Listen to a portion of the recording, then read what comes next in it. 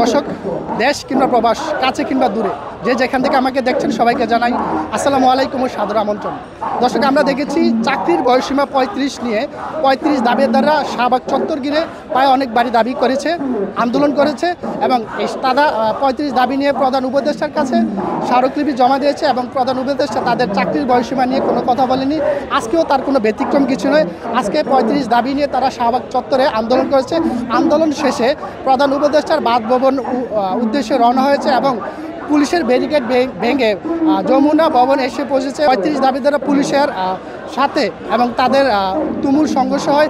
Tear shell এবং sound grenade নিক্ষেপ করে তাদের সাথে তুমুল একটা সংঘর্ষ হয় এবং সেই সংঘর্ষ শেষে পিছনে দেখতেছেন অনেকে আহত হয়েছে এবং যতক্ষণ না পর্যন্ত তাদের চাকরির বয়সীমা 35 না হচ্ছে ততক্ষণ পর্যন্ত তারা এই রাজপথ ছাড়ছে না, প্রধান উপদেষ্টার বাসভবন ছাড়ছে না বলে জানিয়েছে এবং বাকিটুকু জানবো তাদের মুখ থেকে।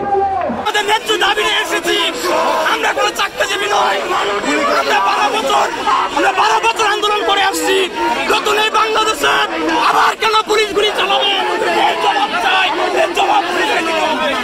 আন্দোলনে যখন আমাদের ছাত্র সমাজ, শুধুমাত্র ছাত্র সমাজ না, প্রত্যেকটা জায়গা থেকে শিশু পর্যন্ত, স্কুলের বাচ্চারা পর্যন্ত, গৃহিণী থেকে সবাই কিন্তু চলে আসছে এবং সেই সময় সরকারের পক্ষ থেকে যারা পুলিশ বাহিনী ছিল, যারা প্রশাসন ছিল, প্রশাসনের থেকে আমাদের কিন্তু এগুলো ছোড়া হয়েছে। আজকে আপনি দেখেন, একটু আপনাকে দেখাই, আজকে এটা 2022, আজকে কত সাল চলে? 2024। আজকে 2024-এ কিন্তু আমরা কিন্তু ভুলে যাইনি আমাদের বিগত 1 থেকে 1.5 মাসের আগের কথা। সেই মেয়াদটা আজকে কিন্তু আমাদের 2022-এর এটা ছোড়া হয়েছে পুলিশের পক্ষ থেকে এবং প্রশাসনের পক্ষ থেকে। আজকেও কিন্তু আমাদের সেম এটা উপহার দিয়েছে। তাহলে আমরা সাধারণ জনতা কি এটাই উপহার পেয়ে যাবো? আজকে প্রশাসনের কাছে আমার একটাই দাবি, আমরা কি এটারই যোগ্য? এটাই কি আপনারা আমাদের বারবার ফিরিয়ে দিবেন? আপনাদের থেকে কি এটা ছাড়া, মেয়াদ উত্তীর্ণ ছাড়া আর কিছু নাই? আপনি দেখেন কতগুলো এখানে ছড়েছে এবং এইগুলোর জন্য আমাদের আমরা সরকার আমরা চাই না। আমরা সেই জন্য কিন্তু ডক্টর মোহাম্মদ ইউনূস স্যার যখন এসেছেন আমরা কিন্তু যথেষ্ট সবাই সন্তুষ্ট ছিলাম এবং আমাদের ছাত্র সমাজ থেকে যারা উপদেষ্টা পদে আছেন তারা কিন্তু আমাদের থেকে গিয়েছেন, তারা কিন্তু অন্য জায়গা থেকে যায়নি। সুতরাং আমরা আশা করেছিলাম তাদের পক্ষ থেকে সুষ্ঠুভাবে কোনো নির্বাচন আসবে, সুষ্ঠু সমাধান আসবে, আমাদের দাবি আদায় হবে, কিন্তু তারা কিন্তু সেটা করেনি। আজকে আমাদের মেয়াদ উত্তীর্ণতাই উপহার দিয়েছে।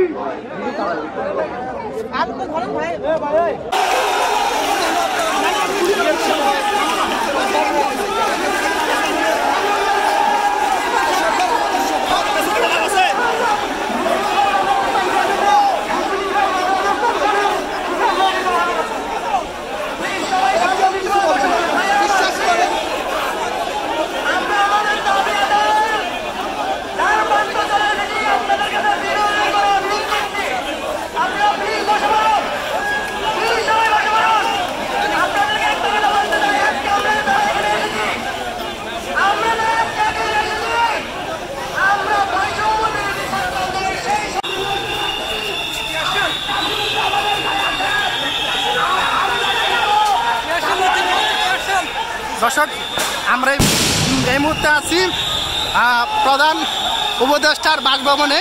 এখানে 35 দাবিতে অনেক দিন যাবৎ দেখলাম যে তারা দাবি নিয়ে নেমেছে। আজকে পুলিশের সাথে তাদের একটা সংঘর্ষ বেজেছে। এই যে দেখতেছেন টিয়ার শেল, গোলাগুলি শুরু হয়ে গেছে পুলিশের সাথে তাদের, দেখতে পাচ্ছেন।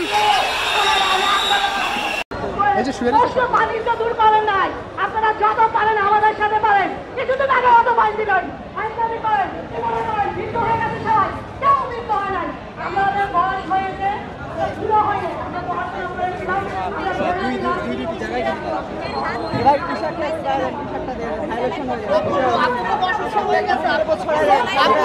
সমস্যা দেখা দিচ্ছে ওনার হাত পাঁচটা দিকে তো আগে কি অবস্থা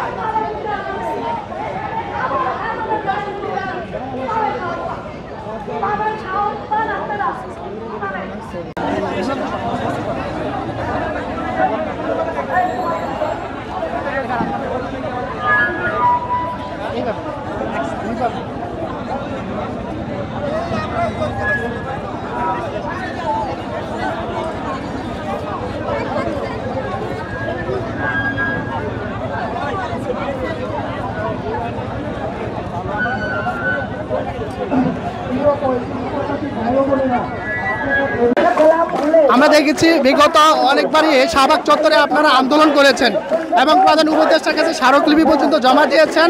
আজকে প্রধান উপদেষ্টার কার্যালয়ে ঘেরাও করে রাখছেন। আজকে তো আপনাদের প্রধান লক্ষ্য কি একটু জানাবেন? দেখেন, প্রধান উপদেষ্টাকে অবরুদ্ধ করা আমাদের মুখ্য উদ্দেশ্য না। আমাদেরই কিন্তু সরকার, আমরাই কিন্তু বৈষম্য বিরোধী আন্দোলন করেছিলাম, কিন্তু আমাদের একটা যৌক্তিক দাবি দীর্ঘ 12 বছর থেকে, যেখানে স্বৈরাচারী হাসিনা মেনে নেয়নি, তাদের কিছু কামলা নামক কিছু আমলা যারা ছিল, তারাও কিন্তু আমাদের দাবি বুঝতে চায়নি। তারা শুধু আমলা কেন্দ্রিক, তাদের ছেলে মেয়ে সরকারি চাকরি পাবে, সাধারণ জনগণরা বঞ্চিত হবে, এই ভেবেই তারা কিন্তু আমাদের আন্দোলনটাকে মেনে নিতে চাচ্ছে না। কিন্তু আমরা এখানে আজকে এসেছি যাতে আমাদের প্রধান উপদেষ্টাকে বিষয়টাকে আমরা অবগত করতে পারি, এই উদ্দেশ্যে আমাদের এখানে আসা।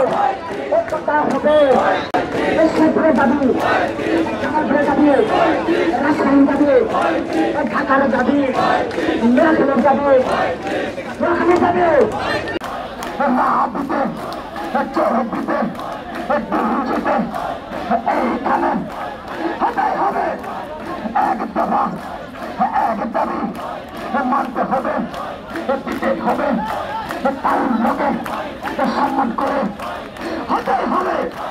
পুলিশেরা, প্রশাসনে, ভাই বোনেরা, সবাই তারা আমাদেরই আপনজন, পেশাদারে